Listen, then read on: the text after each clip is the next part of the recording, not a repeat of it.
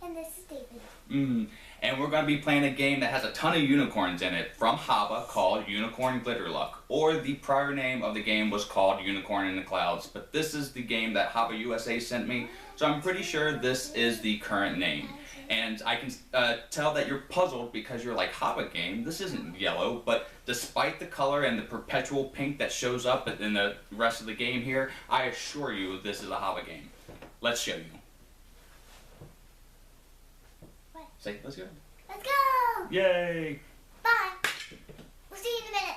Okay. Pink fluffy unicorns dancing on rainbows. Pink fluffy unicorns dancing on rainbows. Alrighty everyone, and as we always do, we're going to break down the components in the beginning of the video here, and with HABA games, this is my favorite part. They always take care and consideration when putting together their games. The first component here, this is the 3-piece puzzle board of the game. It's actually double-sided as well.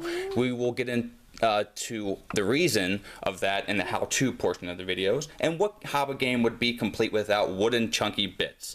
The unicorns here, the player markers, are painted on. These are not stickers. Again, attention to detail. HABA does a great job with that. The dice are also wood and chunky chunky wooden bits. They have the embroidered painted, these are shiny on the pink one, and the clouds on the dice there. And lastly, the jewels you get in the game. And yes, this is where all the pink is in the game. There's a lot of other pink, but this really dominates the pink scale of the game. If you can't see, go ahead and put your thumb up. She loves the pink of this game. I have a few different jewels that I bought these from the pet store to compare them to. These have a nice weight to them. It seems that they are made out of a denser plastic. As you can tell, there's a tink, and these are much lighter. With these, just constructed well, and these I got from the dollar store, a little smaller, and in comparison, I mean, you go HABA. Now let's show you how to play the game. Let's play Unicorn Glitterluck. Yeah! Let's go! Yeah!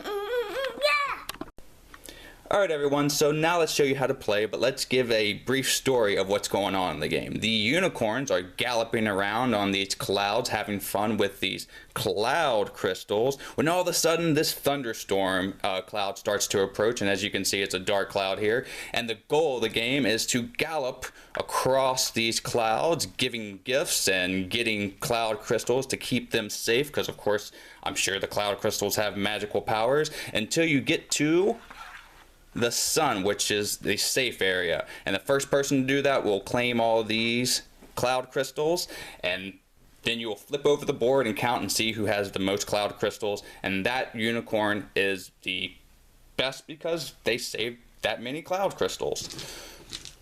So now let's show you how to play.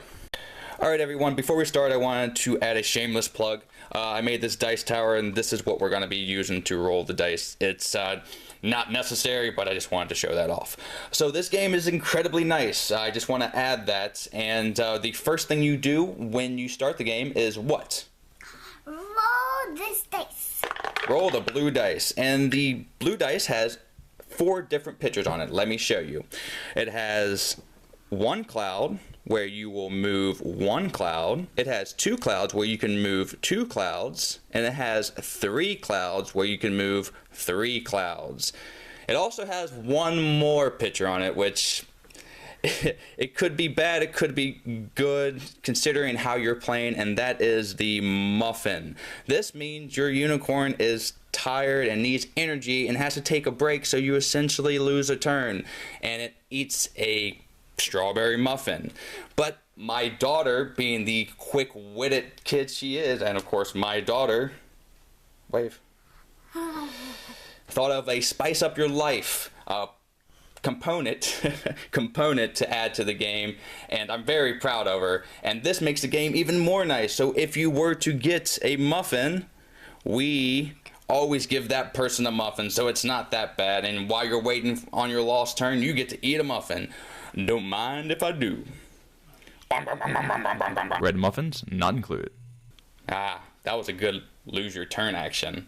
Now let me show you the board. So if you roll a 2, say I roll a 2 and I get on one of these peak spaces, you get to roll the pink dice, and this one has the cloud crystal emblems on it. There are 1 cloud crystal, there is 2 cloud crystals, and there are 3 cloud crystals, and that only shows up on one face of the dice. And when you land on it, you roll this as well, and that's how many cloud crystals you get. So I would have gotten 1, and you take that from the preserve and put it in front of you. Now if you don't have any in the preserve, you lose out, and you gather as much as you can. If none, that is the case. The other spaces are just the white clouds. They do nothing. All unicorns can share the same cloud though. The other one is the purple gift cloud. Now this is where you yourself will take a crystal and give it to someone else. And again, this game is very friendly.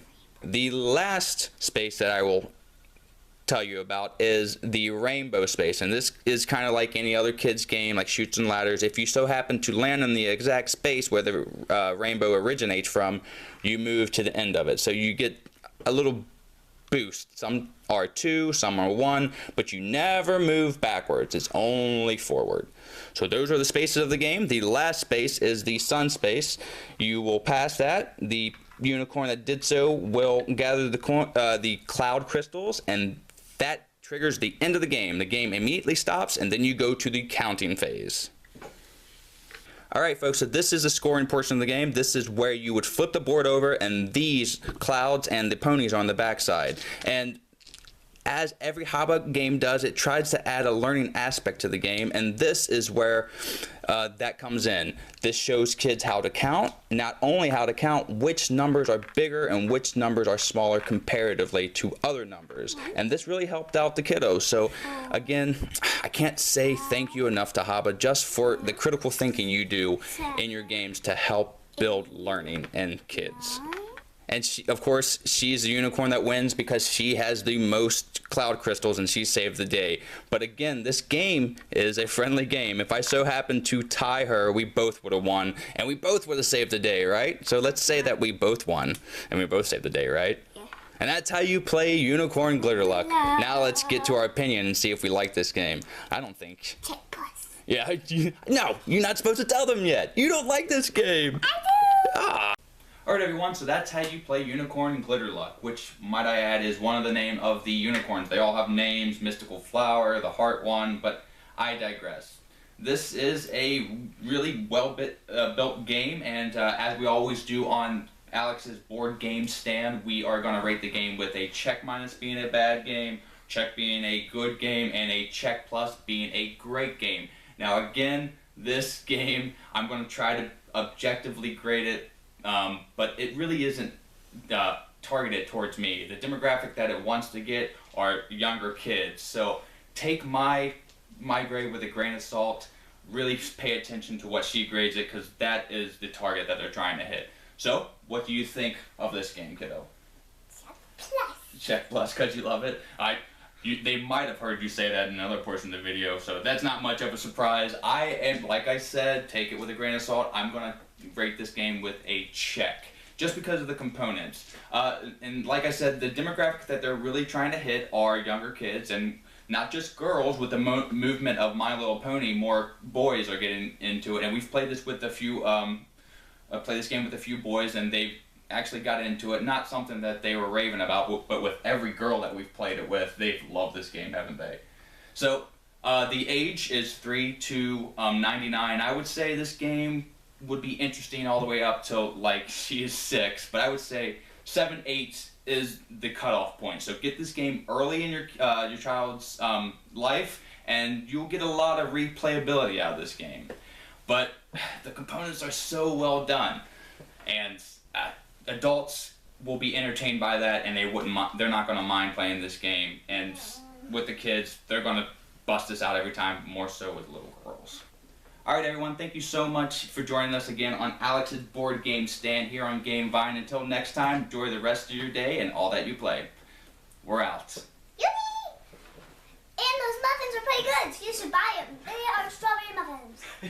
Muffins not included.